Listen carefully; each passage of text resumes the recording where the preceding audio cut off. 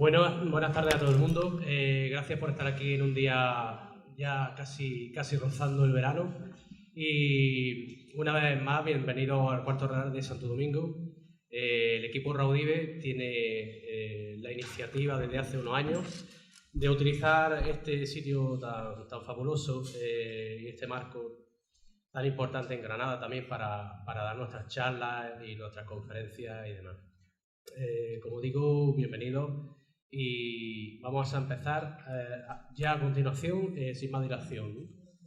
Quería deciros, antes de nada, quería dar las gracias al Cuarto Real de Santo Domingo por prestarnos este marco tan interesante y tan bonito que es el Cuarto Real, ¿no? Deciros que, para los que no nos conozcáis, llevamos 5 años, ya para 6, en Granada, haciendo todo tipo de eventos en relación con los temas. Empezamos con los temas del misterio y hemos continuado con Crónica Negra, criminología, y hoy, una vez más, volvemos a nuestro tema, digamos, raíz, que es la parapsicología, ¿no? Bueno, para hablar sobre esto, es un término, la parapsicología como tal, que ha sido y sigue siendo mal utilizado en muchos ambientes relacionados con el llamado mundo del misterio, del cual tenemos mucho del que hablar, ¿no? Pero hoy nos vamos a centrar básicamente en la parapsicología y en lo científico y lo real que hay en ella, ¿no? Empezaré diciendo que la parapsicología es un campo de estudio sobre el comportamiento de la mente ante los fenómenos de origen natural o no, pero de cuya procedencia desconocemos en parte. Muchos, por no decir la mayoría de las manifestaciones de esta índole paranormal, proceden de fenómenos normalmente de origen natural, aunque no estén catalogados como tal, ¿no? Sabemos científicamente que el ser humano tiene la máquina perfecta que está aquí, que es nuestro cerebro, que es nuestra mente, y que aún falta mucho por descubrir. Es la gran frontera, abordar la gran frontera a ser descubierta todavía. Yo creo que más que el espacio exterior, dentro de nosotros tenemos un pequeño microverso o universo que es la mente, que está todavía por explorar en su gran mayoría. Como digo, para terminar, la parapsicología es algo más que dar respuesta al uso de las facultades especiales del ser humano, según nuestro punto de vista. Mucho más que los fenómenos de efectos físicos, como los psicaspas, de los que ya nos hablará nuestro amigo seguramente y nuestro amigo Paco Barrera, que los tengo ahí. Sí, se escucha así mejor, ¿no? Sí, es que estoy como al 50%. Bueno, es algo más que los fenómenos psicaspa y psigasma de los cuales nos hablarán a continuación. Por ello, desde nuestra asociación, una vez más, hemos querido contar con 2 personas altamente cualificadas para ello, como son las que tenemos. A continuación, os presento, para dar paso a nuestro primer ponente, a nuestra compañera Estefanía Fernández, que va a presentar a nuestro primer ponente, Paco Barrera, y un segundito porque voy a poner el fondo.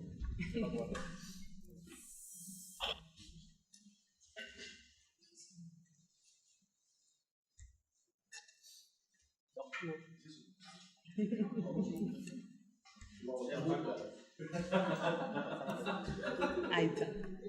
Sí. Bueno, buenas tardes a todos.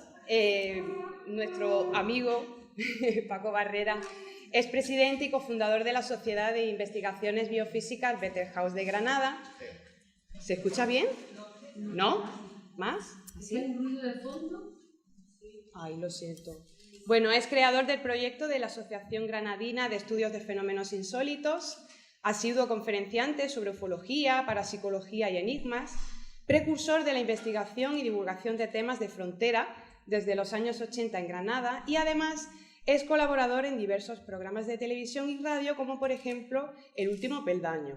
Pero para el equipo Raudive y para mí personalmente, aparte de ser nuestro amigo, es una persona que siempre está dispuesta a entablar una buena conversación, que siempre está recomendando algún libro, algún tema, y siempre te voy a recordar como esa persona que vive estos temas con tanto entusiasmo, porque vas a todas las conferencias, a las charlas, con tu cámara de fotos y tu libro debajo del brazo para que cualquier ponente te firme tu ejemplar.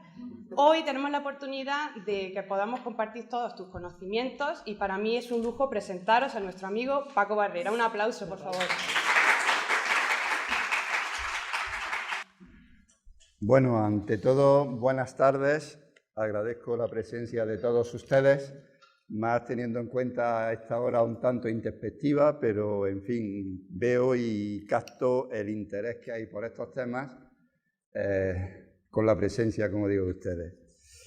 Ante todo, bueno, aunque mi compañero ya ha dado las gracias, yo también quisiera expresar gracias al Cuarto Real, sobre todo porque en este magnífico marco nos da la oportunidad de poner en común pues, conocimientos y curiosidades, inquietudes que tenemos todos, porque estos temas, como siempre, son atrayentes. Máxime y, sobre todo, desde uno de los principales objetivos cuando se fundó la SIT Bettelhaus, es precisamente quitar esa capa que tiene de maravilloso, de extraño, de leyenda y tal. Nosotros somos y siempre hemos mantenido que donde hay misterio, pero donde no se pretende sacar más cosas. Bueno, para empezar diré que esta conferencia ha supuesto un reto para mí, francamente, porque intentar condensar una fenomenología tan compleja como es la fenomenología paranormal, sobre todo por la gran cantidad de fenómenos que tiene, pues me hubiera llegado mucho tiempo. Así que he hecho una pequeña selección. Supongo que algunos de ustedes seguramente echarán en falta fenómenos, por ejemplo, casas encantadas. Algunos los tomaremos de paso, ¿no? Pero mi objetivo sobre todo es precisamente coger y exponer la gran cantidad de fenómenos que existen, porque si hacemos una pequeña encuesta decimos ¿qué fenómenos paranormales conocen ustedes? Seguro que me dicen, hombre, psicofonía, pues sí, bueno, fantasmas, pues sí, ¿y qué más? ¿Y la bruja Lola? ¿Cómo? La bruja Lola. No tiene nada que ver. Una cosa, digamos, es el ocultismo y otra cosa es la parapsicología. De hecho, me sorprende muchas veces cuando veo en los cartelitos estos que dejan por los coches y demás, maestro no sé qué, no sé cuánto, garantizado, amarres, ceremonias tal y parapsicólogo. No, amigo, no. Parapsicólogo no. Bueno, por otro lado, también quisiera decir antes de empezar que la exposición que voy a hacer va a ser un poco fuera de la usual en estos casos. Lo normal hubiera sido presentar aquí una pila de fotos en donde hubiéramos visto fantasmas, donde hubiéramos visto ectoplasmas, donde hubiéramos visto levitaciones, donde hubiéramos visto toda esta fenomenología. Entonces, para mí, y como muy bien ya quien me ha presentado ha dicho, soy un ratón de biblioteca y a mí me gusta dar las fuentes para que ustedes, partiendo de esa fuente, vayan sacando y se vayan adentrando y descubran por sí mismos lo que es este mundillo, cosa que para mí creo que es más atrayente que dártelo todo hecho. En fin, pues nada, sobre todo decir que vamos a ver muchos libros, todos de mi cosecha o todos están en mi biblioteca y por lo tanto pues creo que los conozco y he considerado muy oportuno ponerlos porque va a complementar la breve exposición que voy a decir sobre cada fenómeno. En fin, dicho esto, vamos a comenzar. Yo tenía aquí puesto lo siguiente, y permítanme que lea. Dice, una madre soñó que en el plazo de 2 horas una fuerte tormenta haría caer una pesada lámpara sobre la cuna de su bebé. Despertó a su marido. No es más que un sueño, le dijo éste. No hace mal tiempo, vuélvete a dormir. Pero de todas maneras, ella, la madre, sacó a su bebé de la cuna y lo puso a dormir con ellos. 2 horas más tarde, una inesperada tormenta se produjo sobre el lugar y mira por dónde la lámpara cayó sobre la cuna. Una muchacha de 13 años estaba almorzando en el colegio cuando presintió que su hermana pequeña gritaba. Salió corriendo hacia su casa, donde descubrió que la niña casi se había cortado la mano en dos. Llamó al médico, el cual llegó justo a tiempo para impedir que la pequeña muriera desangrada. A Otto Reimann le mostraron un reloj.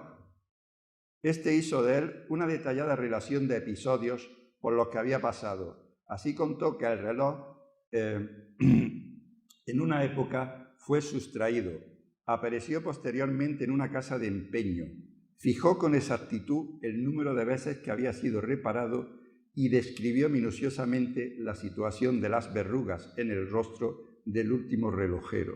Esto lo hizo solo con tocar el reloj.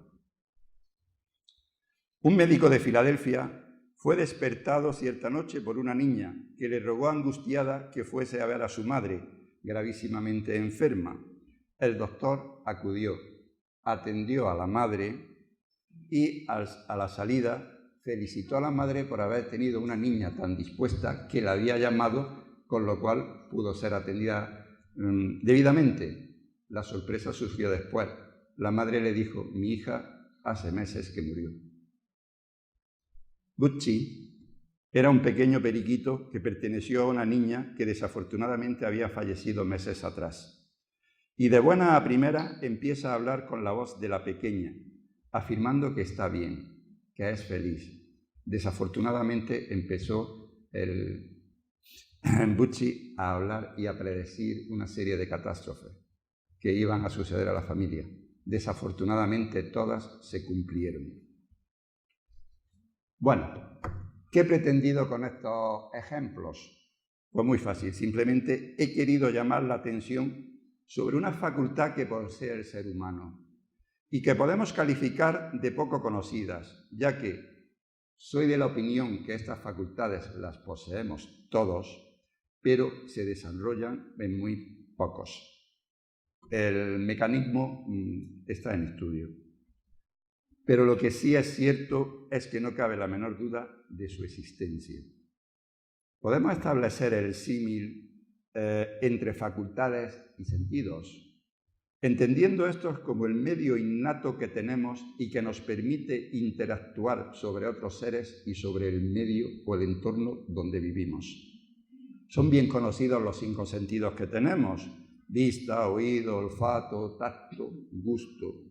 Pero como he dicho en los ejemplos anteriores, he querido poner de relieve otro 6º sentido, por denominarlo de alguna manera, o dicho de una forma muchísimo más general. Nos estamos refiriendo a la denominada percepción extrasensorial, cuyas manifestaciones pretendo exponer a continuación. Estoy plenamente convencido de que estas manifestaciones tienen su origen o son producidas de forma consciente, inconsciente, a veces intrascendente, y por supuesto también las tenemos originadas en entidades no necesariamente humanas. Y la plasmación o interactuación de ellas en el medio viene a ser definido como fenomenología paranormal. Hoy en día, este conjunto de fenómenos son el objeto de estudio de una nueva ciencia. Digo nueva porque es relativamente reciente. Si bien, y retrotrayéndonos más antiguamente, en un principio esta ciencia se llamaba metapsíquica. Y de hecho, ahí están viendo ustedes unos ejemplos de bibliografía de la época, en donde, se hablaban de todos estos fenómenos y, como he dicho, se denominaba metapsíquica. Actualmente se conoce más popularmente, es más difundido el término parapsicología. Bien, aquí tenemos también otros libros de época, en donde vemos la metapsíquica y el espiritismo. Hay corrientes que francamente nos llevarían a auténticas conferencias, porque, por ejemplo, si hablamos de espiritismo, ya hoy aquí ya no podíamos hablar de más nada. Creo que habrá lugar y tiempo en próximas conferencias para hablar de unos determinados fenómenos que aquí voy a exponer de una forma más, digamos, prolongada, de una forma más extensa, con más, si me permiten la expresión, pelos y señales, y de una forma más amena. No solo va a ser el libro, sino prometo traer fotos más ilustrativas. Y también, si observamos el libro que hay al lado de Metapsíquica y Espiritismo, los fraudes espiritistas. Una de las grandes luchas que ha habido en este nuevo campo, en esta nueva ciencia, es precisamente coger y diferenciar a lo auténtico de lo falso. Bueno, esto era muy propio de la mentalidad de la época, en donde el fraude en todas estas cosas nuevas, pues la verdad estaba al orden del día. No nos tenemos que, digamos, en fin, escandalizar ni nada. La ciencia pura y dura, quien conoce su historia, verá que, por ejemplo, también ha estado plagada de fraudes. El hombre de Piltdown, por ejemplo, en fin, que se da en todos lados. Siguiente, por favor. Bien, y como he dicho, dejamos la metapsíquica y pasamos a la parapsicología. Aquí he traído 3 libros de 3 investigadores clásicos del fenómeno. Sobre todo, por ejemplo, tenemos a Joseph Bernheim, tenemos a Hans Holzer y sobre todo, y digo sobre todo, a nuestro amigo Hans Bender, muy conocido por todos aquellos seguidores del profesor don Germán de Argumosa, el cual, cuando hacía sus investigaciones sobre las caras de Vermes, siempre sacaba a colación y decía: sí, porque mi querido amigo, el profesor Hans Bender de la Universidad de Friburgo, en fin, estaba también en el ajo, digamos. Es una mera anécdota, pero bueno, eran las personalidades que en aquella época pues desarrollaban todo en este mundillo. Siguiente. Y esto, para mí, es una sorpresa que le tenía preparada a ustedes. Estamos hablando de personalidades, Hans Bender, Hans Holzer, extranjeras. Pero ¿y en España? ¿Qué pasa? Pues en España también tuvimos un gran parapsicólogo. Y este gran parapsicólogo era Julio Roca Montañola, barcelonés. Pero aquí en España divulgó muchísimo esta temática. Ahí hay un ejemplo de unos cuantos de sus libros, no he puesto todos, porque en fin, pero los más significativos, en donde ya toda esta fenomenología se explicaba y sobre todo, y como digo, pues hay que hacer un poco de patria. Este hombre es de los nuestros, no es un extranjero. Siguiente, por favor. Bien, vamos a hablar ya, vamos a meternos en harina. Vamos a hablar de fenomenología paranormal. Comenzaremos tratando de definir estas 2 palabras. Fenomenología. ¿Qué entendemos por fenomenología?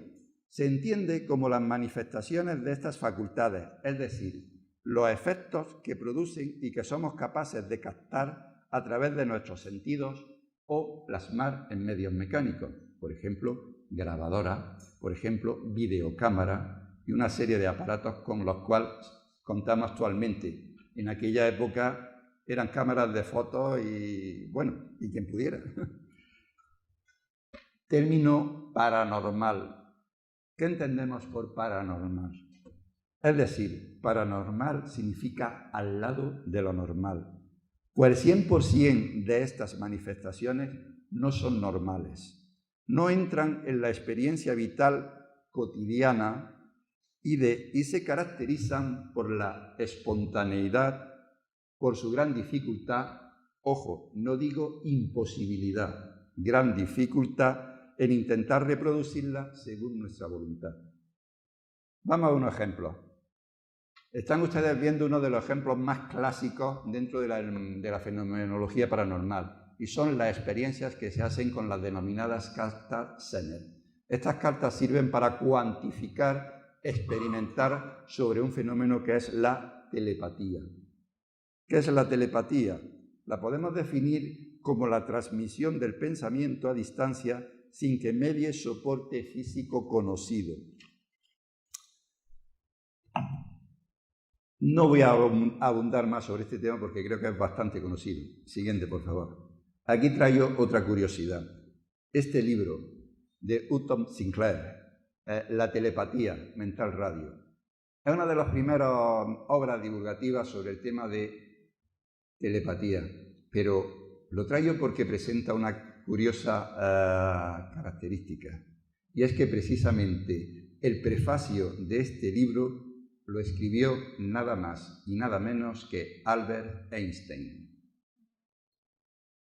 Siguiente, por favor. Bien, aquí nos encontramos con otra obra que la he traído a colación ya que estamos en la era de los vuelos espaciales y pues resulta que el psíquico Olaf Johnson, junto con el astronauta Edgar Mitchell del Apolo 14, pues nada más y nada menos que en los ratitos libres que Mitchell tuvo allí en la Luna, pues se dedicó a hacer una experimentación de telepatía. Mediante una baraja Zener, o sea, la que hemos visto tal, estuvieron experimentando. Y esto lo hizo por lo siguiente, simplemente para demostrar una de las, cualidades que dicen de la parapsicología, que no hay distancias, se salvan todas las distancias, no se necesita estar cercano, siempre se produce. Siguiente. Vamos a cambiar el tercio. Vamos a hablar de la precognición.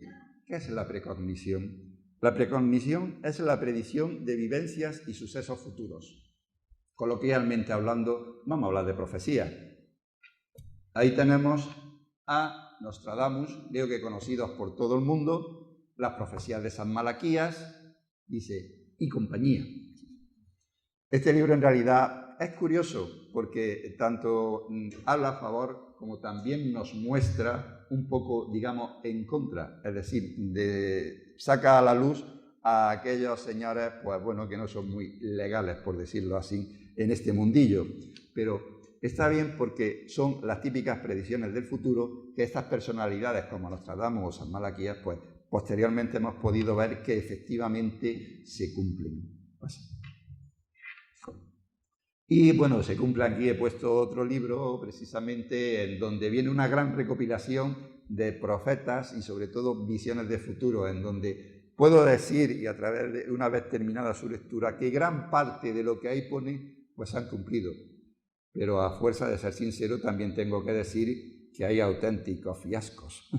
O sea que la cosa está un poco entreverada, digamos. Siguiente. Pasamos a otro de los fenómenos. Hemos hablado de la precognición, es decir, visión al futuro. Pero, ¿y la visión hacia atrás? Entonces se conoce como retrocognición. La retrocognición es el conocimiento extrasensorial de hechos y vivencias pretéritas. También se conoce con el nombre de psicometría. Un ejemplo es el del relojero este que he dicho, este dotado, que nada más que presentarle un reloj, supo la historia de ese reloj.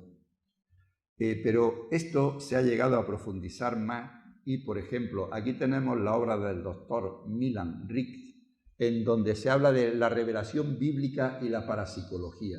O sea, hay personas que han sido capaces de retrotraerse a la época, digamos, de Jesucristo, en donde se han mostrado elementos u objetos de aquella época y han puesto, nos han ilustrado, digamos, sobre la vida y lo que pasaba por aquellos lares. En fin, me imagino que Juan José Benítez copiaría de esta gente a hacer los caballos de Troya, pero bueno, eso que cae, que coste. Siguiente. Arqueología psíquica. Estamos abundando sobre el mismo tema y este es muy importante. La arqueología psíquica también recibe otro nombre, el déjà vu.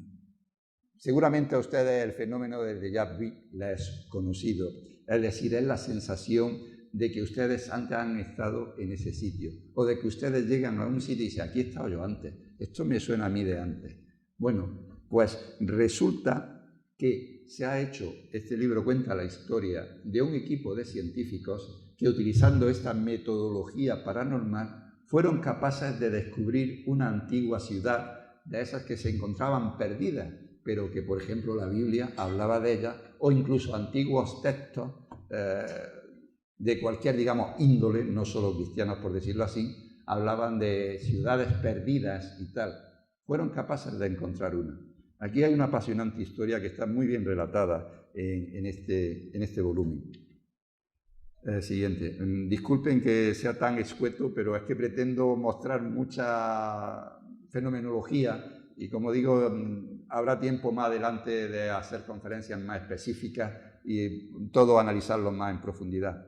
Bueno, aquí estamos otro de los fenómenos muy conocidos, la radioestesia.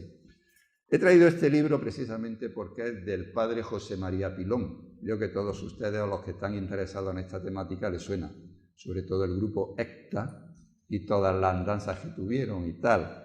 Bien, pues, ¿por qué radioestesia? ¿Qué tiene que ver la radioestesia? Bueno, la radioestesia, como todos ustedes saben, se hace pues o bien mediante péndulos que sirven para localizar sobre todo personas perdidas.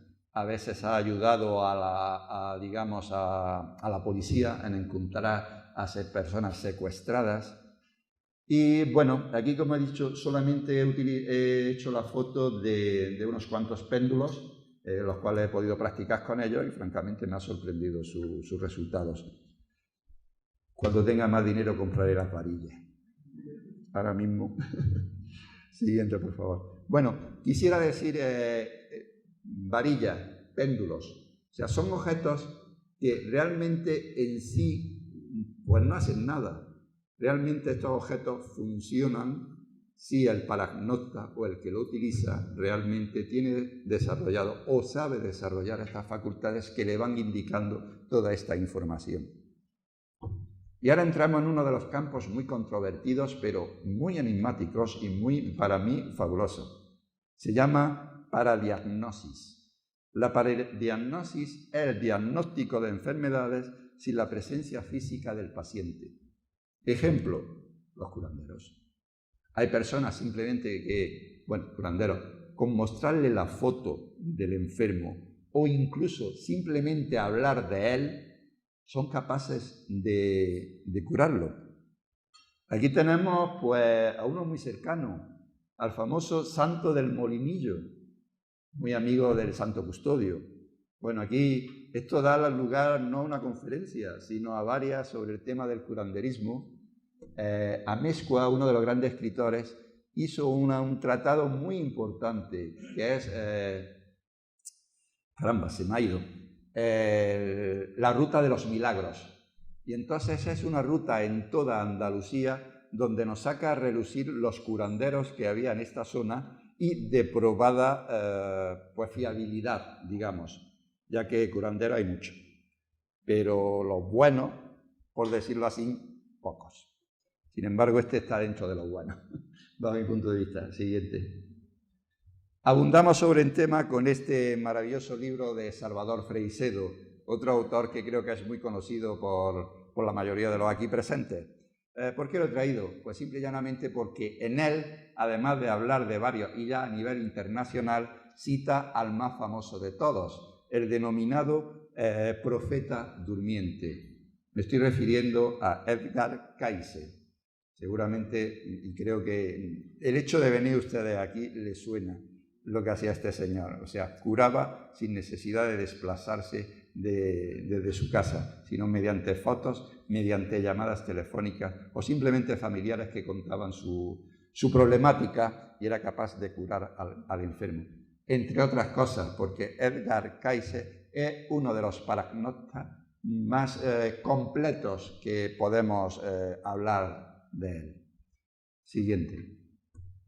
Bueno, caramba, un libro religioso, Don Bosco, y este que pinta aquí.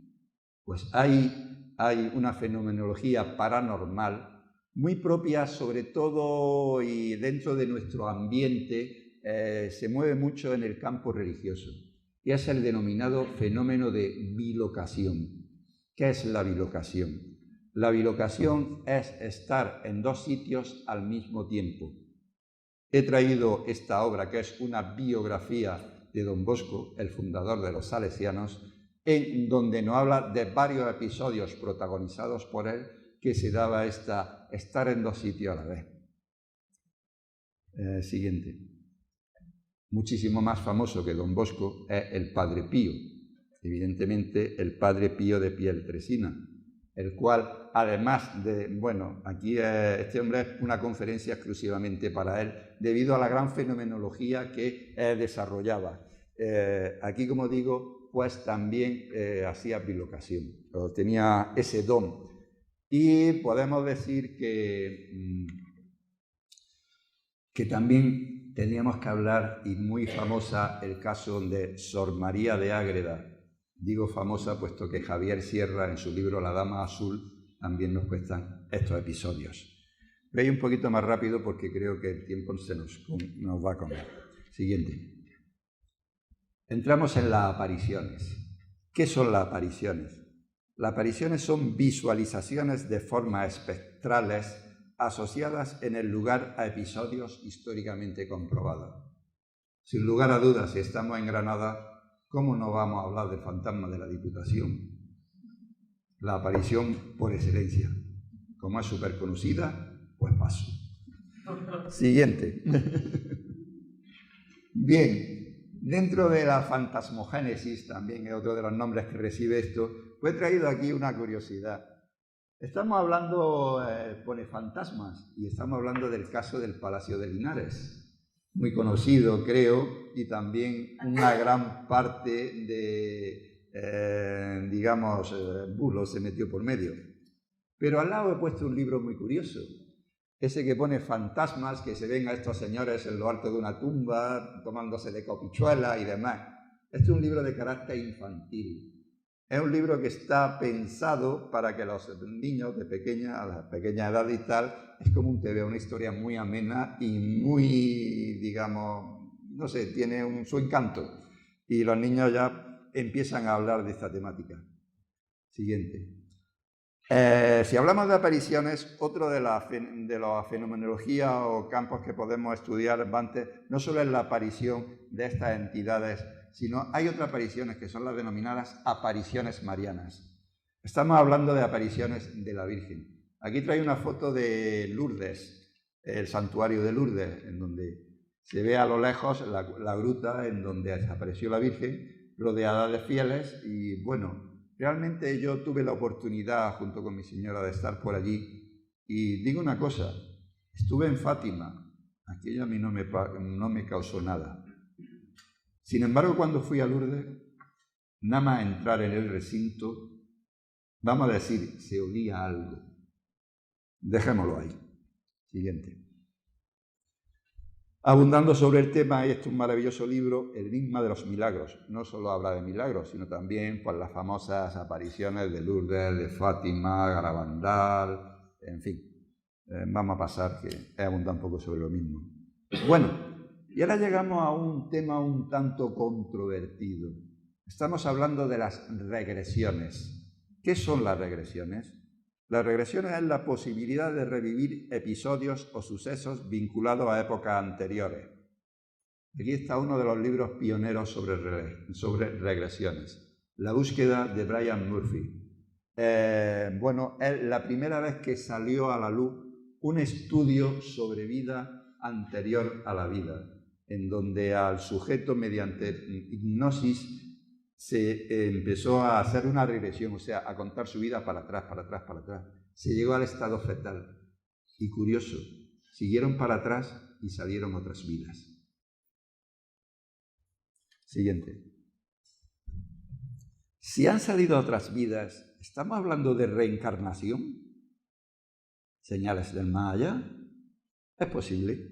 De hecho, en el libro Señales del Más Allá se cuentan la historia de una pequeña, entre otras muchas, que a la edad de 4 años o 5, bueno, pues decía que ella tenía marido y que ella no era de allí, que era de otro pueblo. Y era tanta ya la manía que le pillaron la familia que dijeron, esta niña no está bien, esta niña está mal. Entonces llamaron a un médico y hasta que dieron con una persona que dijo, bueno, vamos, ¿qué cuenta la niña? La niña dice que está casada con un señor que vive en un pueblo, esto es la India, ella, el pueblo donde estaba, digamos, estaba al norte, y ella hablaba de un pueblo que estaba al sur de la India. Imposible esta chica de haberlo visto porque jamás había salido de su casa. Y sin embargo describía las calles, describía todo. Dice, mira, la única posibilidad que queda es coger a esta niña y nos vamos a ese pueblo en el sur. Y bueno, esto es muchísimo más largo, total, llegaron al sur y le hicieron la siguiente prueba. La niña la dejaron al inicio del pueblo, toda la gente que iba con ella detrás. La niña, ni corta ni perezosa, se fue directa a la casa que había descrito, identificó en una foto a lo que era su marido, que evidentemente había fallecido hacía tiempo, la familia alucinaba y lo mejor de todo, había una caja escondida. Solamente la conocía su marido y ella. Pues esta niña fue directa a esa caja. Nadie conocía ese paradero. Es decir, es como, había estado allí antes.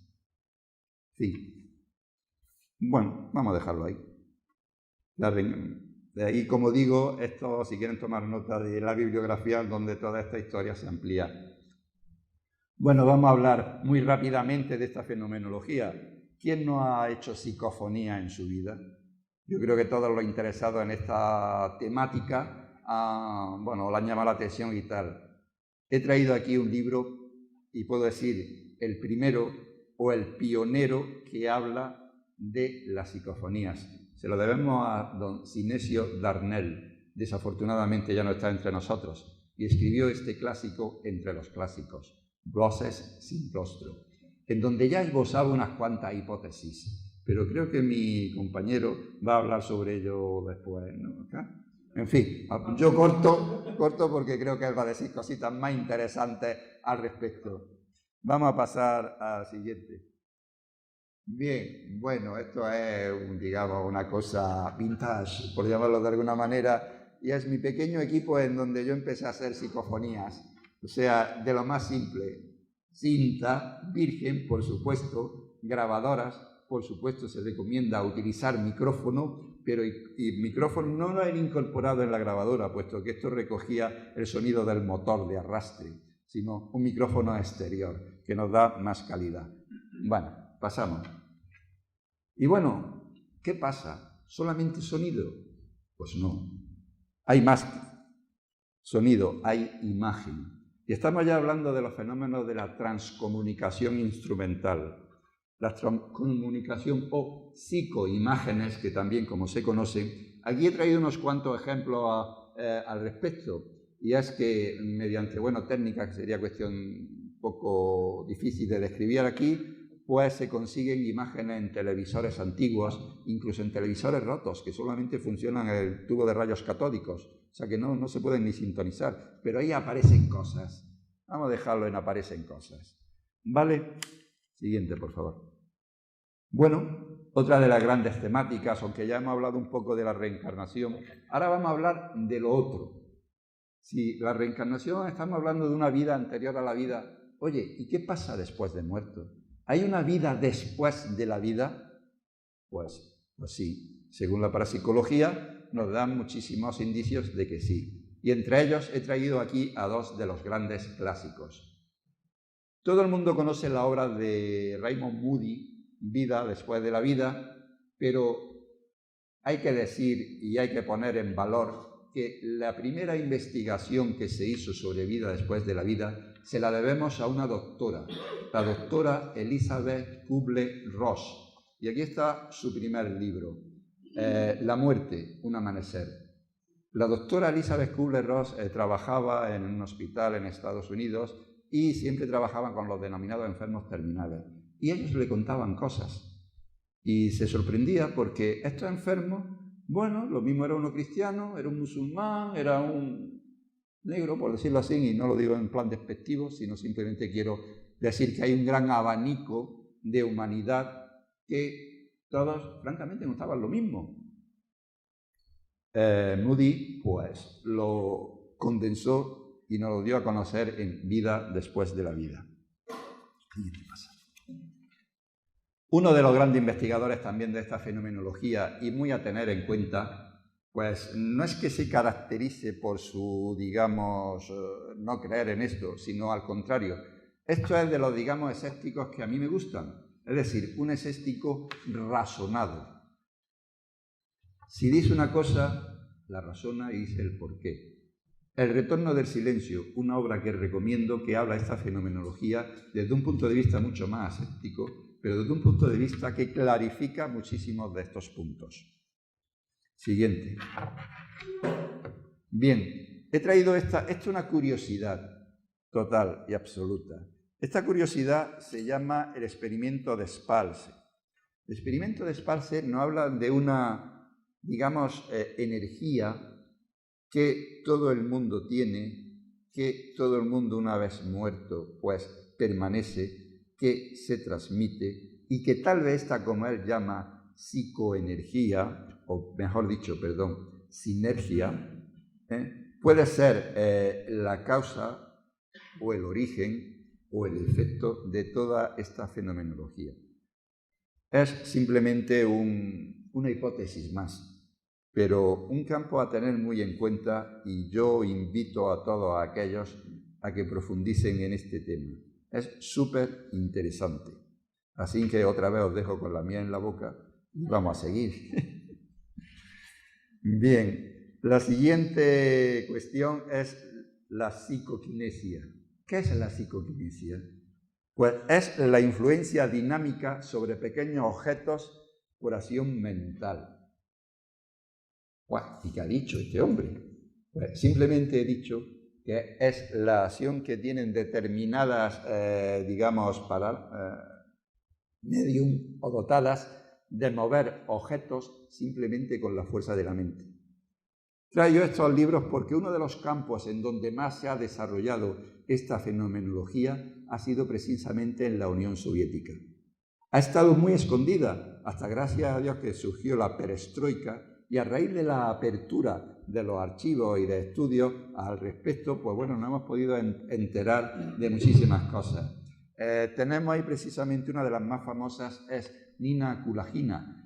Era capaz de mover objetos simplemente poniendo las manos a determinada distancia y estos objetos se movían.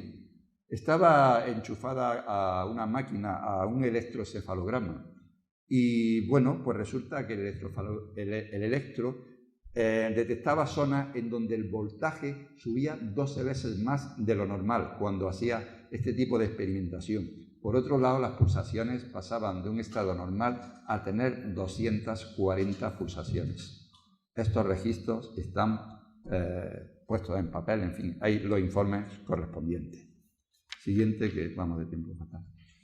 Bien, Uri Geller. Aquí lo traigo aquí, pues bueno, doblador de metales, en fin, muchos efectos a nivel de psicometría, muchos efectos de psicoquinesis, muy completo. Sin embargo, estuve aquí en España y aquí tenemos existía la Sociedad de Fenómenos Parapsicológicos, cuyo presidente, Ramos Pereira, pues bueno, resulta que hizo un estudio y fruto de ese estudio fue este libro, Uri Geller al descubierto. Uri Geller, y no solo Uri Geller, sino muchísimas de estas personas, pues la fenomenología paranormal, como he dicho, a veces es involuntaria, no tenemos dominio sobre ella, no la podemos hacer cuando queramos. A veces surge, a veces no. Pero estas figuras le tenían que surgir siempre. Una pena que esas veces que hacían un poco, digamos, de trampa, es lo que se le echa en cara para decir que jamás han tenido esas facultades. Bueno, vamos a pasar. Lo dejamos ahí, ya le digo, esto es un campo para hablar mucho. Bueno, y supongo que esta foto es súper conocida, las denominadas caras de verme. Parapsicológicamente hablando, este fenómeno se llama pragmagrafía. La pragmagrafía es la generación de imágenes sobre superficies materiales. Tenemos aquí las caras de Belmes, fotos de época de nuestras visitas a la casa. Bueno, sería largo de extender, sobre todo la figurita que tenemos abajo, ese que se ve el obispo, porque es curioso, en esa foto no hay una figura, hay 4 caras. Pero, en fin, ya hablaremos en una conferencia exclusiva sobre las caras de Belmes, que creo que merece la pena para clarificar muchas de las verdades y también muchas de las mentiras que se han vertido sobre el tema. Pasa. Y ya que hablamos de verdades y mentiras, pues por ejemplo, esto es otro ejemplo de esa bibliografía. Tenemos la famosa obra de Jiménez Romero, Las caras de Belmes, clásico entre los clásicos en que nos ponía el fenómeno al descubierto.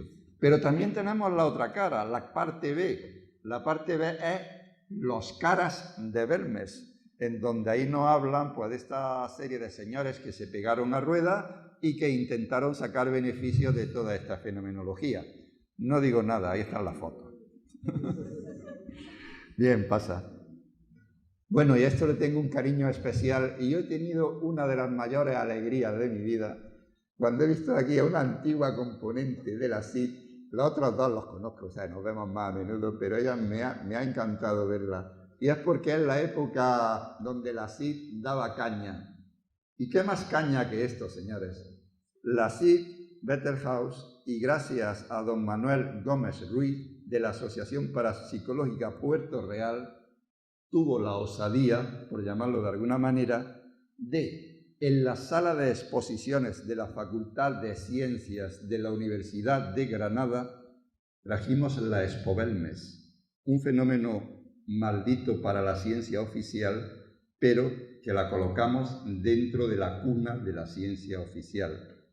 Tuvo una gran acogida porque realmente se desmitificaron cosas que se decían y realmente se pudo constatar, gracias a conferencias también paralelas a esto, se pudo constatar la veracidad del fenómeno de las caras de Belmes, con sus pros y sus contras, evidentemente. Pasa. Uy, rampa, ¿y esto qué pinta aquí? Bueno, aquí me he comido hablar de pirovasia, de dermografía, en fin, porque sería mucho pedir. Los rampa, precisamente entramos a las denominadas biopausias. ¿Qué son las biopausias? Las biopausias son un conjunto de fenómenos que realmente este señor Rampa, muy discutido, por cierto, pero gracias a él nos abrió los ojos de una gran fenomenología que se daba en la parte de Oriente. Hablaba del amas, hablaba del tercer ojo, hablaba del aura, hablaba de una serie de cosas que, bueno, pues resulta que fue un tanto, digamos, ya que hubo señores que se dedicaron a investigar y dijeron Rosa Rampa que era un plomero inglés y que prácticamente todo se lo había inventado. Pasa. Sin embargo, yo puedo decir una cosa. Yo he leído las obras de Rampa y he comparado la fenomenología que describe Rampa con tratados de parapsicología actuales o de mi época, francamente, de ejemplo he estado poniendo ahí a montones, y puedo decir una cosa, el 90% de los fenómenos que Rampa describe son auténticos. La moderna parapsicología lo estudia y está dentro de su campo, dentro de su objeto de estudio.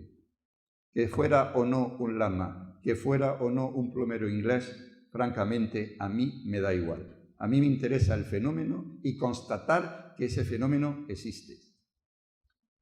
Aquí tenemos, ejemplos. Tenemos ejemplos, hemos visto anteriormente, ahí un fakir y tal, que viene a decir que las biopausias pues, son precisamente un control voluntario. Pues, ¿qué te digo yo? Por ejemplo, podemos hablar de los paracardismos. Los paracardismos son la capacidad de controlar las pulsaciones del cuerpo humano. Pero también tenemos un fenómeno muy curioso, la denominada parabiotérmica. Es decir, en Oriente existe el denominado culto al tumo o calor interno de la persona.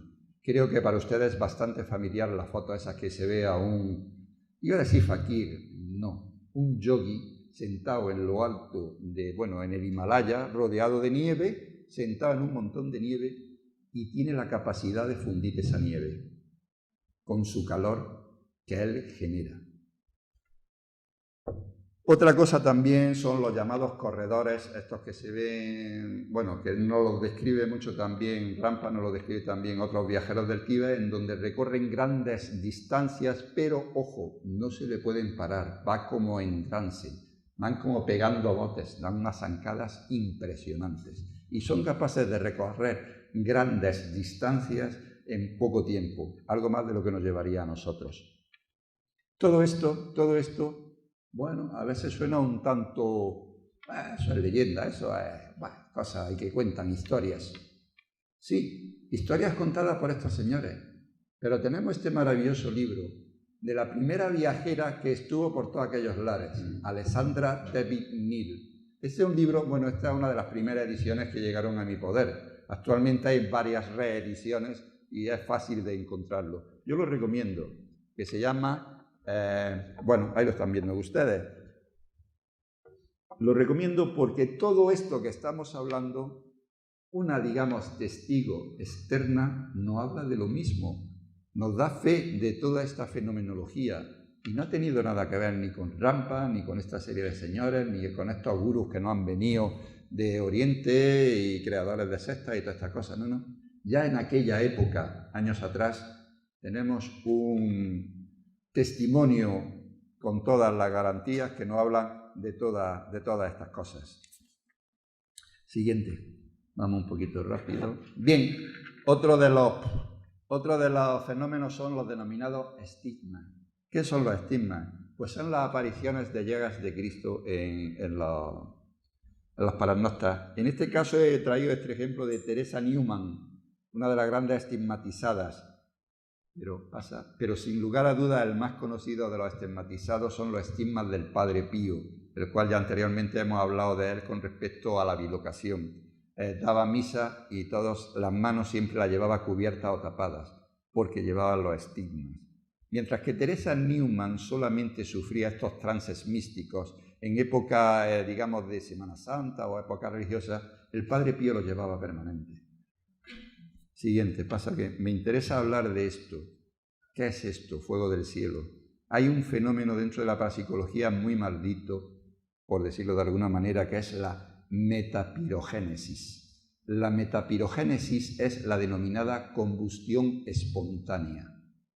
La combustión espontánea es uno de los fenómenos más raros que hay dentro de objeto de estudio de la parapsicología. Es decir, una persona arde, simple y llanamente.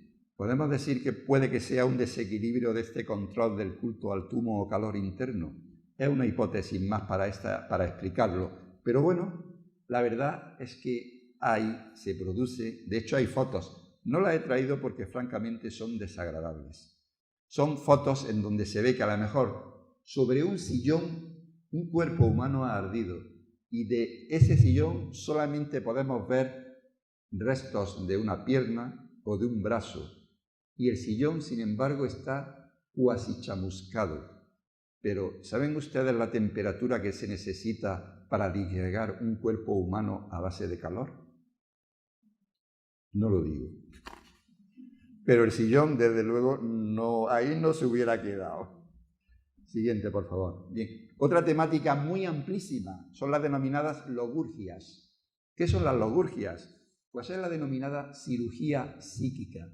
Aquí he puesto los sanadores filipinos. Y es porque dentro de la sanación o de la logurgia existen tres escuelas. La primera escuela es la escuela de los sanadores filipinos. Son señores de estas famosas operaciones que se ven con las manos limpias, tal, que San Vito Jiménez del Oso las popularizó muchísimo, en donde, bueno, pues se ve que eso que meten mano, que quitan el tumor, que pitos, que flautas, y que resulta que para unos son auténticas fraudes y sin embargo para otros sí, efectivamente ha sacado algo. Aquí también podríamos hablar de otro fenómeno paranormal que se denominan aportes, es decir, sacar cositas de donde no existen o no están, se plasman, entran en nuestra realidad. Como digo, la escuela de los sanadores filipinos lo hacen a manos limpias. Siguiente. Pero también existe la otra escuela, la escuela denominada que se da sobre todo en la parte de Sudamérica. Aquí tenemos un libro muy importante que es la historia de Pachita. Pachita o sanadora mexicana. ¿Qué es la diferencia de los sanadores filipinos? Pues que esta escuela de sanación utilizan instrumentos, utilizan cuchillos, utilizan elementos, pero vamos, quien los ve se le pone el vello de punta. Cuchillos oxidados. Elementos sin ningún tipo de asexia. Son capaces de hacer curaciones y no hay problema, no pasa nada. Los enfermos ni pillan infección, ni nada, se curan. Y por último, la otra escuela, digamos, de curación son las denominadas el curanderismo y curaciones por la fe. Salvador Freixedo, nombrado anteriormente, es uno de los grandes ponentes donde nos cuenta y nos habla de muchas de estas sanaciones simplemente porque tienen fe. Siguiente, por favor. Vamos ya rapidísimo. Bien. ¿Y esto qué le parece? Lo endemoniado. Madre mía. Bueno, pues vamos a hablar de posesiones. ¿Qué es una posesión? Pues como he dicho, muchos de los fenómenos paranormales al principio, conscientes, inconscientes, trascendentes, pero vienen de la persona humana. Pero hay otros. Hay unos entes, para algunos demoníacos, para otros no tanto, en que toma posesión de una persona. Todo el mundo conoce la famosa película El exorcista, donde vemos a la pobretica allí, que también se da una serie de fenomenología paranormal. Entre ellas podemos nombrar a la xenoglosia.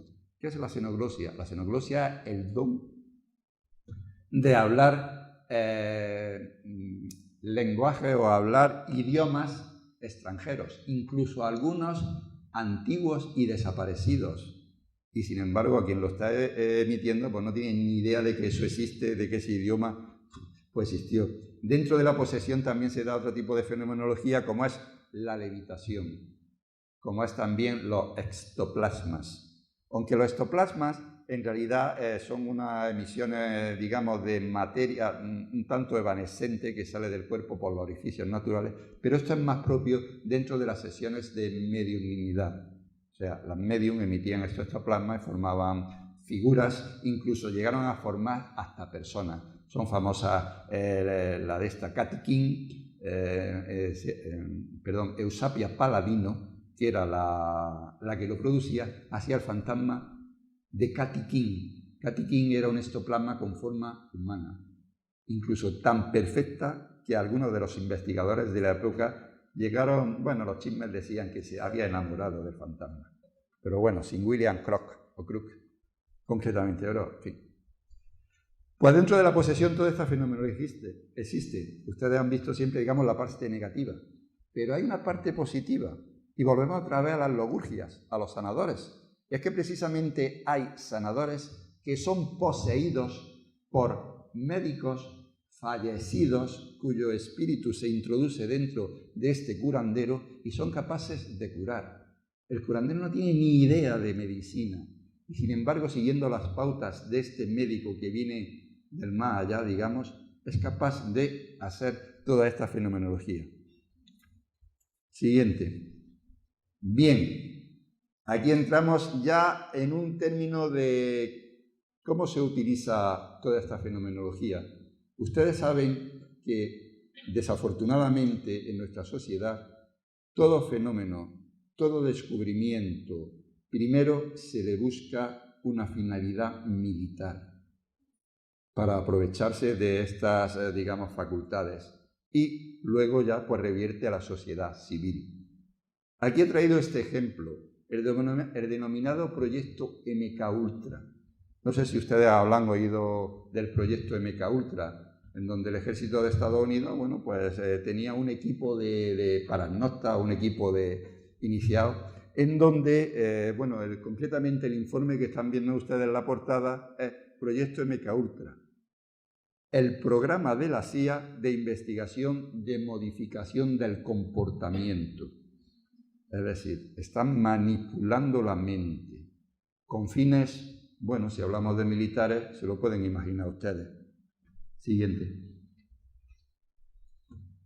Y aquí hay un libro, el cual se ha hecho una película muy famosa, y el libro es Los hombres que miraban fijamente a las cabras. Esto es Proyecto MKUltra. Lo que pasa es que el cine y los medios de divulgación, pues, ¿qué hacen? Que estos hechos tan escabrosos, pues pretende, mediante un tono jocoso, hacer una película en donde nos presenta ese fenómeno, pero de tal manera que al final quien ve la película dice, bueno, la gente del proyecto MKUltra lo único que hacían era emporrarse y estar todos en los mundos de Yuppie. Pues no, es muchísimo más periagudo de todo esto. Sin embargo, han utilizado este subterfugio para coger y quitarle un poco de hierro al asunto. Me viene al caso recordar la película Men in Black. Dentro del fenómeno ufológico hay uno de los episodios muchísimo controvertidos, que es el fenómeno de los hombres de negro. Y digo controvertido porque estamos hablando de muerte de investigadores. Pero en la película, ¿cómo nos lo presentan? Unos señores que se dedican a matar bichitos. Pero es mucho más profundo. Bueno, sigamos. Dentro de MKUltra he traído este libro porque hay uno de los fenómenos que desarrollaron el denominado fenómeno de la visión remota. O sea, equipos de paragnostas eran capaces de visualizar instalaciones rusas de proyectiles o instalaciones militares. Eran capaces de visualizarlo y, bueno, pues decirlo al ejército. Pasamos porque no quiero... sigue. Bien, hemos hablado al principio de Bucci, el periquito de Amberes, el cual recomiendo el libro de Vintila Oria, en donde nos relata toda esta información sobre el periquito. Con esto nos hemos metido en, digamos, percepción extrasensorial dentro del mundo de los animales, que también la tienen. Siguiente. Uy, qué miedo. Un gato poseído. En fin, normalmente, dentro y muy familiar a nosotros, ¿quién no tiene gato? ¿Quién no le ha avisado el gato de un terremoto antes de producirse? Por ejemplo, simplemente también tienen otras capacidades que nosotros no tenemos y que consideramos un tanto extrañas o... vamos, lo dicho, percepción extrasensorial. Siguiente. Bien. Pero no solamente dentro del reino animal ocurren fenómenos paranormales, también podemos hablar de fenómenos paranormales en el reino vegetal. Este libro es fundamental para aquel que quiere introducirse en esta temática. La vida secreta de las plantas. Esto se lo debemos a un investigador, Clement Buster, el cual se le ocurrió a un filodendro coger y ponerle enchufarlo a la denominada máquina de la verdad. Porque la idea suya era coger y quería saber cuánto tiempo tardaba cuando tú riegas una planta esa agua en llegar a lo alto de la planta. Y se le ocurrió, enchufarlo a un filodendro y tal. Pero pasaron cosas curiosísimas. Resulta que no pasaba nada. Y sin embargo, uno iba a coger un cigarrillo y lo iba a echar sobre la planta. Este hombre, en el momento que inició la acción de llegar a la planta, antes de que ese calor de la colilla entrara en contacto con la planta, resulta que el electro que estaba dando, estaba aquello pegando botes, estaba chillando literalmente. Se quedó sorprendido y ya empezaron todas las investigaciones. Hubo otra investigación muy fundamental, 3 plantas. Entró un señor, se cargó, asesinó a 2 plantas, dejaron una. Salieron, se enchufó la máquina a la planta que había quedado y se hizo una ronda de reconocimiento. Pasó un señor y allí no pasó nada. Pasó otro y allí el gráfico nada. Pasó el asesino y aquello empezó a pegar botes. Curioso, ¿no? Siguiente. Bueno, he estado abundando un poquitín sobre la temática. Sensibilidad y psiquismo dentro del mundo vegetal. Siguiente. Bueno, y ya prácticamente aquí voy a cortar, porque hay muchísimo más, pero hay que cortar entre otras cosas por el tiempo. Y este libro lo he puesto aquí porque todo el interesado en toda esta temática, para mí fue un gran descubrimiento. Es el primer libro de parapsicología que yo leí en mi vida. Se llama Ayer era milagro. Efectivamente, en aquella época, ayer era milagro toda esta fenomenología. Hoy se ve con otros puntos de vista. En ese libro está condensada muy bien, digamos, toda la historia de la parapsicología. Muy recomendable. Siguiente. Bueno, y todos aquellos que dicen, la ciencia no le hace ni puñetero caso a estas cosas, perdón por la expresión. Pues no, están equivocados. Esta es una publicación como lo están viendo ustedes, del Consejo Superior de Investigaciones Científicas. ¿Y qué estudia? Parapsicología. Y ya para terminar, bueno, hay que ser honesto.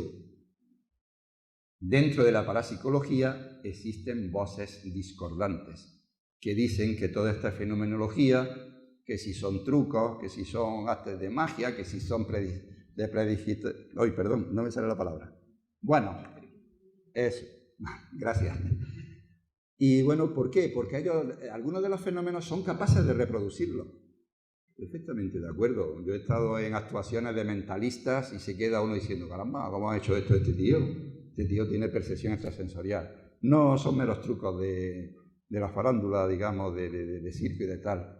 Pero bueno, aquí pongo 2 ejemplos de estas voces discordantes con la parapsicología pura y dura. Entre ellos, el más famoso es el de James Randi, para los paranormales, y sin embargo hay otro un poquito más raro, pero muy interesante, y el que he puesto junto a él, de Henry Broch, que se llama Los fenómenos paranormales, bueno, desde un punto de vista racional. En fin, recomendable. Con lo cual, ¿qué quiero decir? He pretendido poner tanto la parte positiva como la parte negativa. ¿Con qué se quedan el asunto? Ustedes tienen la palabra.